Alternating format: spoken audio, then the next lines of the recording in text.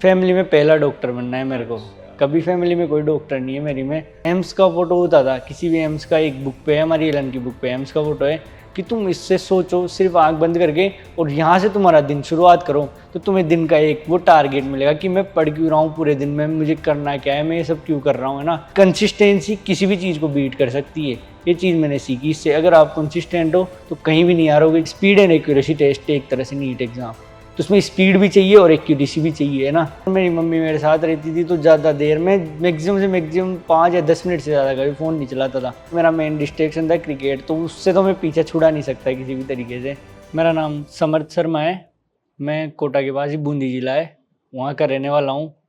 और मैंने इस साल नीट में 409 रैंक आई है और 622 मार्क्स थे मेरे नीट में। तो ये डॉक्टर बनने का ख्याल था मेरा 9th क्लास में हुआ था। उससे पहले मुझे लग नहीं रहा था, उससे पहले मुझे ये लगता था कि जाना साइंस फील्ड में ही है। अब मुझे ये डिसाइड नहीं था कि मैथ लेनी है या फिर बायो लेनी है।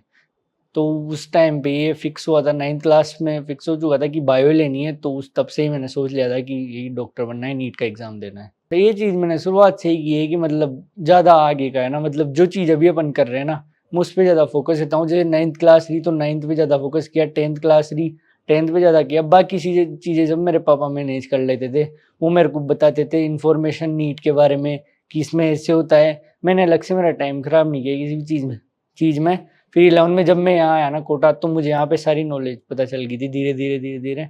तो यहाँ से 11th से बनी है अच्छी तरीके से, तो कि मैंने खुद ने जो स्ट्रेटेजी बनाई वो 9th-10th में तो नॉर्मल मैंने क्लास की स्टडी करी बस। मेरे पापा टीचर है, चाचा टीचर है, तो नॉर्मल वो जो BSTC BEd वगैरह होती है तो उस लाइन में ज़्यादा जाते हैं। तो शुरुआत की मैंने मेरी फैमिली में नीट करने की, तो आगे अब और को भी वो मिलेगा कि यार भैया ने किया तो अपन भी करते हैं। गिव अप कभी नहीं लगा मेरे को, क्योंकि मुझे लगता था कि मैं कर लूँगा आराम से। और मुझे 12th के साथ नहीं भी हो उसके भी रीज़न पता थे मेरे को। बोर्ड वगैरह में टाइम वेस्ट हो गया था मेरा फरवरी मार्च में, तो इस वजह से थोड़ी प्रॉब्लम आ गई थी। बाकी मुझे पता था मैं कर लूँगा अगर 1 साल और तैयारी करूँगा। जब मैं 11th क्लास में था ना तब तक मेरे को गलतियों से सीखने की आदत नहीं थी इतनी, है ना। बट 12th में आके मैं बहुत कुछ समझा कि गलतियाँ नहीं सुधारेंगे ना तो वही रिपीट होगी वापस जाने। और उसमें मेरे एलन ने इतना हेल्प किया ना। एलन ऐप में एक इम्प्रूवमेंट बुक आती थी, तो मैंने उसमें मतलब अभी भी मेरी जो इम्प्रूवमेंट बुक है ना उसमें एक क्वेश्चन नहीं बचा हुआ, क्योंकि मैं जब भी उसमें आता था क्वेश्चन मैं हाथों हाथ उसको सोल्व करके रख लेता था कि मेरा अभी ये डाउट नहीं रहा। मेरे जो थोड़े वो टेस्ट हुए थे ना उसके बाद से ऐसा लगता था, टीचर्स वगैरह भी कहते थे कि बहुत अच्छा कर सकता है तू, है ना। सिलेक्शन वगैरह के तो पास है, अच्छी रैंक भी ला सकता है ना। सुबह उठ के पढ़ना, दिन में 2 बजे क्लास होती थी, 8:15 बजे होता था फ्री वहां से, है ना। तो 8:15 बजे इतना थकने के बाद भी खाना खा के वापस 9:30 बजे पढ़ने बैठना है, बहुत बड़ी बात होती है। और ये मैंने किया क्योंकि मुझे था कि मुझे बहुत अच्छी रैंक लानी है इस बार, और सबका सपोर्ट रहा मेरे साथ। मेरी मम्मी मेरे साथ रही थी पूरे साल, है ना। तो उन्होंने इतना सब कुछ पूरा ध्यान मेरे पे दे दिया था उस साल, है ना, कि मैं कब पढ़ रहा हूँ, कब सो रहा हूँ, कब जग रहा हूँ, हर टाइम उन्होंने फिक्स कर दिया था। खाना वगैरह अच्छा मिला मुझे, उससे पहले मुझे मेस वगैरह का खाना पड़ता था तो मुझे इतना सही लगता नहीं था। पर घर के खाने की बात अलग ही रहती कि अपन कभी भी अगर रेगुलर वर्क करते हैं ना लगातार तो उसका बहुत बेनिफिट मिलता है। नॉर्मल कहने की बात है कि कोई 6 घंटे वर्क कर रहा है, 5 घंटे पढ़ रहे हैं, बहुत छोटा सा टाइम है। बट आप एक तरह से 30 दिन 6 घंटे पढ़ रहे हो तो बहुत ज़्यादा आवर्स हो जाते ही है ना।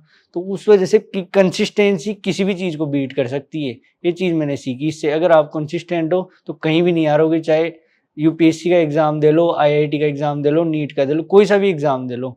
और मैं खुद के बारे में जाना हूँ कि मैं अगर अपन जितना ज़्यादा कॉन्फिडेंट रहेंगे ना, खुद पे भरोसा रहेगा ना, तो भगवान भी अपना साथ देता है। और मेहनत रहती है ना तो भगवान का बहुत बड़ा रोल रहता है इसमें। माता जी का, जो भी थे हमारे इष्ट देव वगैरह, उनका सबका रोल रहता है और उनके बिना भी कुछ नहीं होता। किस्मत तभी साथ देती है जब खुद पे भरोसा हो और बढ़िया मेहनत हो। सबसे मेन इंपॉर्टेंट टिप उन्हें ये देना चाहता हूँ कि जब भी बायो, केमिस्ट्री या फिजिक्स, मेनली फिजिक्स के क्वेश्चन जब भी करें ना तो हमेशा टाइमर लगा के ही करना चाहिए क्वेश्चन। जैसे अपन 20 क्वेश्चन कर रहे हैं तो 30 मिनट का टाइमर लगा दिया, क्योंकि अपना exam speed and accuracy test है एक तरह से नीट एग्जाम, तो उसमें स्पीड भी चाहिए और एक्यूरेसी भी चाहिए, है ना। तो ये तभी पॉसिबल होगा जब आप शुरुआत से टाइमर के साथ दोगे ना। तो शुरुआत से अपन को हैबिट हो जाती है कि मुझे इस टाइम बाउंडेंसी में ये क्वेश्चन करने हैं, पहले से ही टाइम का प्रेशर लेना आ गया ना जिसको, वो आराम से नीट क्लियर कर सकता है।